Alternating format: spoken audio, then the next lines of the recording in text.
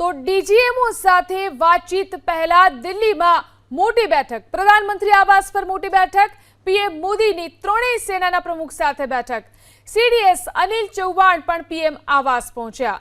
PM આવાસ બહારના દ્રશ્યો, ડીજીએમઓ સાથે વાતચીત પહેલા દિલ્હીમાં મોટી બેઠકોનો દોર જે રીતે સતત ચાલી રહ્યો છે, શસ્ત્ર વિરામ બાદ પણ બેઠકોનો દોર સતત યથાવત છે, ત્યારે પીએમ આવાસ પર મોટી બેઠક, પીએમ મોદી ત્રણેય સેનાના પ્રમુખ સાથે બેઠક કરી રહ્યા છે। સીડીએસ અનિલ ચૌહાણ પણ પીએમ આવાસ પહોંચ્યા।